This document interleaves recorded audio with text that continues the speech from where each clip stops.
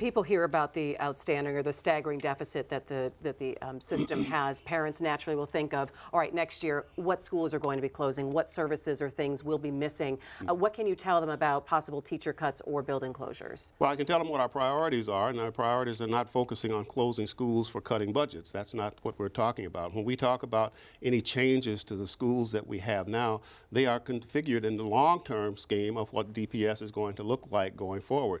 I think everyone will agree that DPS in its current form and its current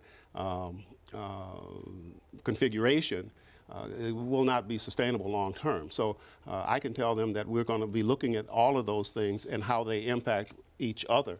We're going to be looking at that whole issue, as I said yesterday, in terms of new schools being established. How does that impact DPS? And can there be some common ground between all the stakeholders about determining how to do that? So I'd like to think that my focus over my 18-month period, yes, we have the financial issues, and certainly we need to solve those, but more importantly, the reason why all of us are here is to provide the best educational experience we can for the students. So my focus is a little bit different than that. I'm confident we're going to be able to come up with some design that will address, in the term of a long-term plan, the financial issues, but it does no good to fix that if you're going back to the same situation, which may or may not be dysfunctional, may or may not be impacted by a lot of the unintended consequences of the educational landscape as it exists today.